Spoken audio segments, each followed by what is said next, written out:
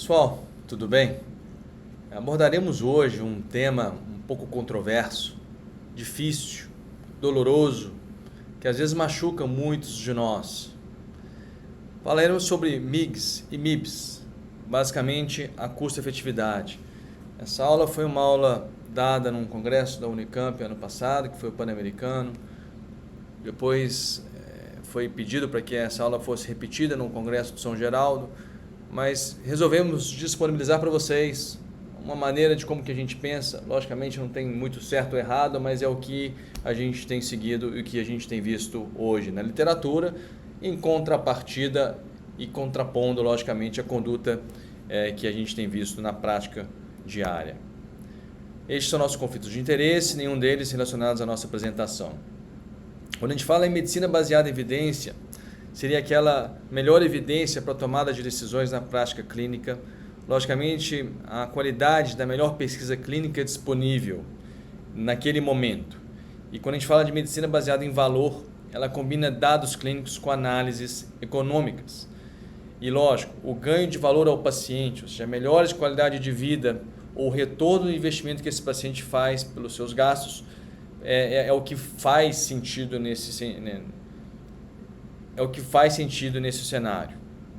Então, na medicina baseada em valor, nós temos basicamente 4 pontos, não vou passar por todos eles, mas seria o primeiro, a minimização de custos. Então, quando compara duas coisas parecidas, duas intervenções ou dois dispositivos, com resultados similares e um custa menos. Esse é o mais fácil de todos, mas é difícil isso no nosso dia a dia. Então, seria o valor por cada resultado e na prática ele é pouco utilizado. Nós temos a custo-efetividade, que seria essa razão custo-efetividade incremental, ou seja, é quanto que esse custo incremental da intervenção, o custo adicional, traz de benefício incremental. Então, você aumenta o custo, mas você tem mais benefício. Então, se essa custo-efetividade faz sentido ou não para você. Recursos adicionais para ganhar uma unidade de eficácia e, logicamente, nós temos uma regrinha básica. Então, observem essa regrinha, vou mostrar para vocês. Nós temos lá o custo A menos o custo B e o efeito A menos o efeito B. Então tem que fazer sentido, essa conta tem que fazer sentido e eu vou voltar nela mais lá na frente. Tá? Lembra muito dessa marquinha efeito A. Isso vai ser importante para a gente entender o raciocínio que falaremos a seguir. Vamos lá. Não vou passar de custo-benefício e custo-utilidade, isso depois a gente entra nesse detalhe que é um pouco mais complexo e sim, vamos falar então ao que? Confrontar custo e efetividade e por que isso é importante. Nós temos, de forma geral, seja no sistema público de saúde ou no sistema complementar de saúde, basicamente no sistema público uma receita limitada, ou seja, vai gastar tanto com a saúde, vai gastar tanto com aquilo. E logicamente essa receita ela é sobreposta a um custo excedente. Então esse custo excedente, lógico, alguém está pagando essa conta. Muitas vezes somos nós mesmos, porque os nossos planos de saúde vão ficando mais caros e, lógico, isso vai estrangulando o sistema. Ou, por outro lado, fica tão caro que menos pacientes conseguem arcar com isso e chegam menos pacientes no seu consultório. Então, isso é uma bola e é um ciclo que a gente tem que tentar quebrar. O Brasil, são vários Brasis dentro de um Brasil. Este é o Brasil para menos de 25% da população. Então, são hospitais de primeira ponta, uma medicina de dar inveja a qualquer outro país. E aqui está a medicina da maioria dos brasileiros. Então, este aqui é o cenário real para a maioria dos brasileiros. Então, vários hospitais fechando. Esse aqui é o café da manhã que você vai num hotel. Este é o seu café da manhã e muitas vezes outros estão compartilhando de um pão só. Então, nós temos que entender que nós temos cenários diferentes e não podemos de maneira alguma colocar tudo na mesma cesta para falar que estamos diante de um mesmo caso. Então, nós temos basicamente MIGs, MIBs e TREC. Só para a gente falar um pouquinho delas. Dos MIGs eu vou colocar aqui o Stent, KDB e GAT. Então no KDB fica Leari, KDB e Bang. Então são os 3 basicamente. Dos MIBs, o Zen e o PreserFlow. E é na TREC a TREC. Então são custos efetivos? Sim, todos eles são.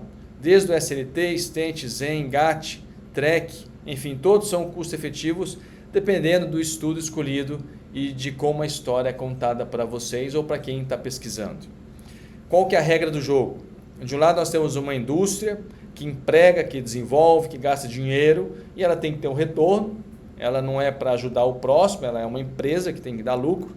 Do outro lado nós temos o médico, nós temos o paciente e nós temos as publicações, que são N revistas que hoje se tornaram um negócio, ou seja, elas cobram do autor e do pesquisador para publicar na revista deles. Então, isso é um negócio, isso gera emprego, isso tem que gerar resultado.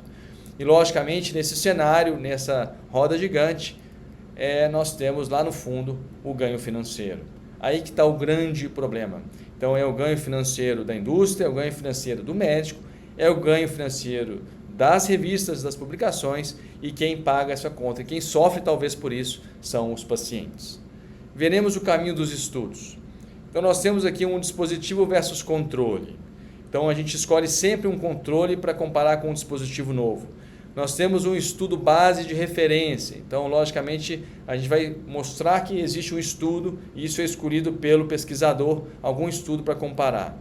Logicamente, nós temos que estadiar o glaucoma, que vai desde um quadro inicial, moderado, avançado, até a cegueira, onde tem a morte, ou seja, seria o valor 1, que é o valor total, seria a perda total da visão. E, logicamente, nós temos o tempo de segmento. Isso é super importante quando a gente fala de dispositivos.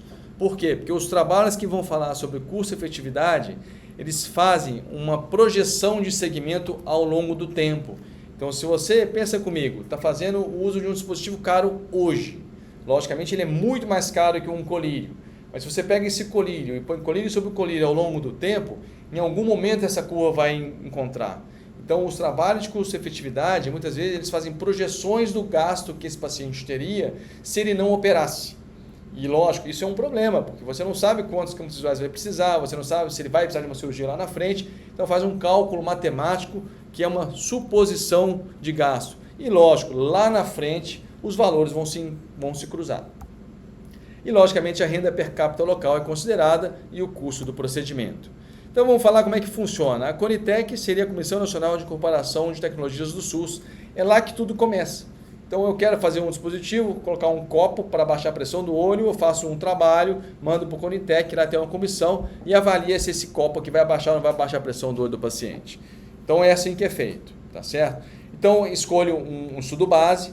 Então logicamente o estudo básico da aprovação, por exemplo, de um dos dispositivos que seria o stent, ele foi escolhido um estudo que tem um grande viés, como vocês podem ver, que é o estudo do FED 2014, ele tem um alto risco de viés dos resultados que ele teve. Esse estudo base ele é apresentado, logicamente. Nesse estudo, por exemplo, a redução da pressão do stent era de 8 milímetros de mercúrio, 8,1. Nós sabemos que na prática ele reduz entre 1,6 a 2 no máximo milímetros de mercúrio, mas no trabalho do FEA foi 8. Imagina, 8. Para vocês terem uma ideia, a comparação foi com a TREC, que abaixava 6,5. Então, ou seja, foi um estudo escolhido, aonde quem apresentou o projeto para a Conitec, logicamente deve ter escolhido de uma maneira bem tendenciosa, porque a redução da pressão do olho do paciente era ao redor de 8, é muito, eu considero demais, tá certo? Ou seja, está tentando o quê? Valorizar aquele efeito A. Então, se o efeito A é muito bom, justificaria ter um custo mais alto, e é assim que as coisas vão se tocando. E aí o preço unitário proposto stent na época era de 9 mil e tantos reais, e logicamente o impacto para o SUS era muito grande e a resposta, o primeiro parecer foi não favorável por causa do alto impacto orçamentário. Então, logicamente, tem direito de recorrer. Na hora que recorreram para redução do preço proposto, para mostrar uma melhor custo-efetividade, então reduziram o custo do dispositivo para o SUS, mas não diminuíram o número que era de 8 milímetros de mercúrio. Então, ou seja, reduziu o custo e ele foi teoricamente considerado custo efetivo e foi aprovado. E aí nós vemos hoje que tem aí os planos de saúde pagando e assim por diante. Então, esse é o caminho. Eu estou falando de um deles, mas de vários outros também, não só de oftalmologia, passaram por essa jornada.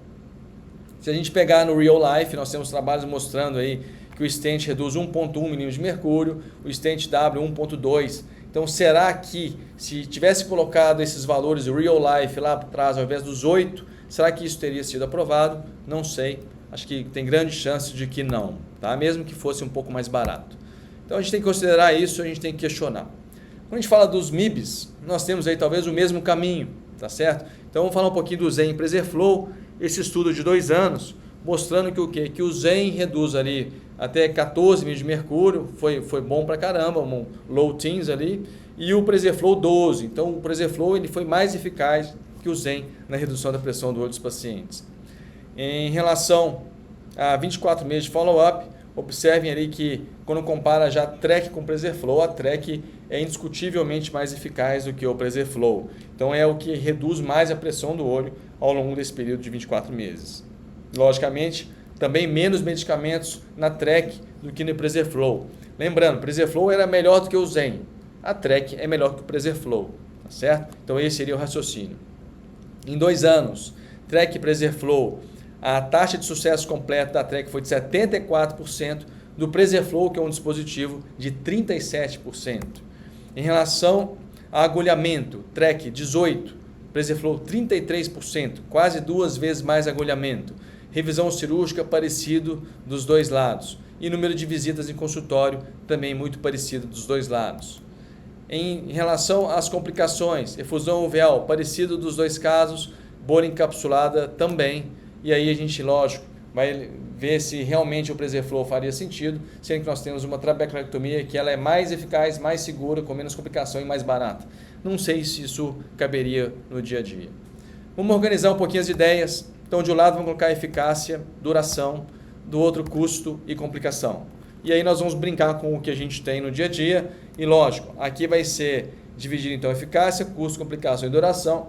Esse é o custo-efetividade de Tabajara do Canadani. Então, eu que criei. Então, eu estou aqui para críticas, lógico. Você pode me criticar, me manda mensagem e tudo. Vamos melhorar isso aqui. Mas é uma maneira de a gente brincar com o que a gente tem. Eu fui inventando, colocando alguns numerozinhos para a gente ter. Vamos colocar 5, 4, 3, 2, 1. Seria uma nota para cada um deles. E vamos colocar cada um dos dispositivos.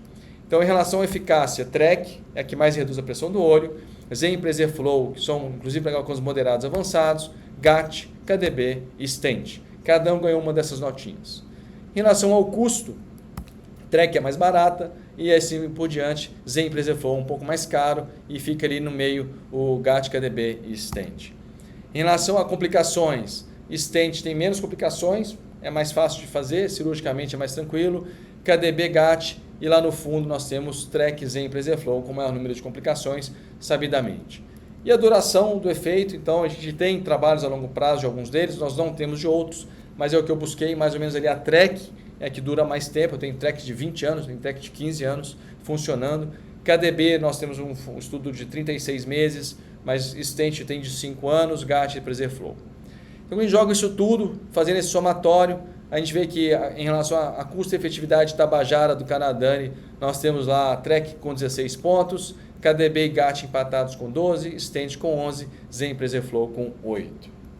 Lógico, se a gente coloca nessa brincadeira o SLT, então teoricamente ele é tão eficaz quanto o Stent, ele é barato, ele não é caro, pelo contrário, é feito no consultório, não tem custo de anestesista, de cirurgia, baixíssimas complicações e uma duração até de 5 anos. Então o SLT também entra muito bem nesse cenário. Então se a gente fala então, basicamente de glaucoma inicial a moderado, hipertensão ocular ou glaucoma inicial, tem que pensar em SLT, ganhou 15 pontinhos, glaucoma inicial a moderado, GAT, e glaucoma avançado, Trek. Então, isso é o que a gente tem realmente de custo-efetividade, SLT, GAT e Trek, porque não usa dispositivo basicamente, tá? Principalmente pensando no cenário do Sistema Único de Saúde. A custo-efetividade na prática, então, ou seja, a gente tem que fazer o quê? Alocar o recurso financeiro em áreas que mudam o jogo. E aqui tem uma discussão grande com o Thiago Prata para a gente chegar nesse cenário, né? A gente gasta no Brasil, a gente tem o hábito de gastar muita energia com o que não é importante, visto a nossa tomada. Temos que trocar tomadas de todos os lugares, sem a menor necessidade. Cada país tem a sua tomada. E será que a gente está realmente mudando o jogo? Está fazendo diferença? Então nós estamos gastando dinheiro, o paciente está gastando dinheiro, plano de saúde, o governo, e a gente está mudando o jogo, que seria evitar a cegueira. Então vamos dar um exemplo aqui. Nós temos aí 20 anos de OCT. Desde 2000 até agora, em 20 anos de OCT.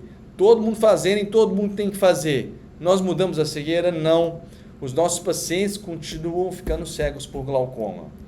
Será que nos MIGs, que também tem MIGs, mais de 10 anos, 15 anos de MIGs, ou seja, são procedimentos menos invasivos, menos efetivos e mais caros, indicado para tudo quanto é direito, todo tipo de paciente está usando.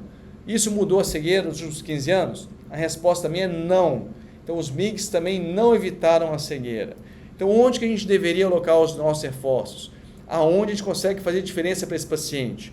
Que seria, logicamente, nas fases iniciais do glaucoma, ou seja, principalmente detectando os pacientes que são rápido progressores, esses pacientes que ficam cego rapidamente, é o maior risco nosso, felizmente é a minoria, tá? Então esses casos são minoria, mas eles existem, a gente devia gastar energia identificando esses casos.